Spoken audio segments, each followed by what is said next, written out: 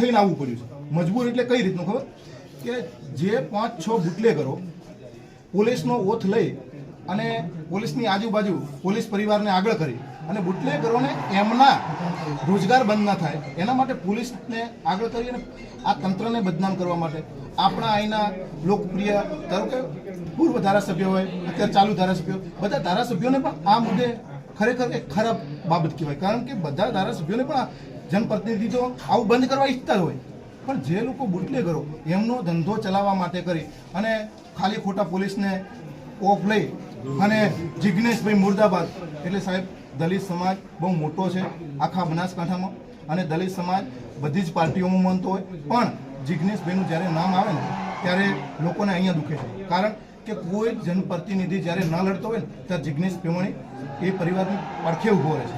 હા જિગ્નેશ આખા ગુજરાતમાં અને જિગ્નેશભાઈ એવું નથી કે દલિતો માટે લડે છે, બધી સમાજ માટે લડે છે, આશા વર્કરો માટે લડે છે, આંગણવાડી માટે લડે છે, સફાઈ કામદારો માટે બધા માટે લડે છે। તો આપણે એક એને કર્મચારીઓ માટે અધિકારીઓ માટે લડે છે।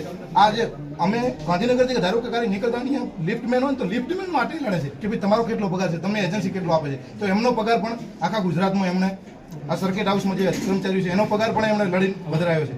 તો રાજકોટની બધા મુદ્દા સાહેબ અમે ગમે તે પાર્ટી માનતા હોઈએ અમે પાર્ટીથી પર રહી અને આપણે કહીએ છીએ કે સાહેબ આ દારૂની ડ્રગ્સ એ એટલી બધી ખરાબ બાબત છે ને અહીંયા કે સાહેબ કેટલા લોકો સાહેબ મારે ના કહેવું જોઈએ એવા શબ્દો પણ કેટલાય લોકો કેટલાય પરિવારો એવા ખરાબ રીતે જે અત્યારે પેલા રવાડે ચડી ગયા છે ને એટલે અમે આપને તમને વિનંતી કરીએ છીએ કે આ મુદ્દે જિગ્નેશભાઈ મુર્દાબાદના નારા બોલવાની જગ્યાએ જો આ પોલીસ પરિવાર અને આ પોલીસ પરિવારના લોકો બુટલેગરો મુર્દાબાદના નારા લગાવ્યા હોત તો અમે આ રેલી કરવાની અમારે નોબત ના આવે।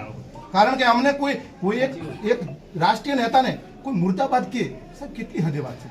હરેશભાઈ સંઘવી સાહેબ એવું કહે છે કે આ સમાજમાં સંસ્કાર નથી। અરે શું દલિત સમાજમાં સંસ્કાર નથી? કેવી વાત છે, દલિત સમાજમાં સંસ્કાર જ નથી?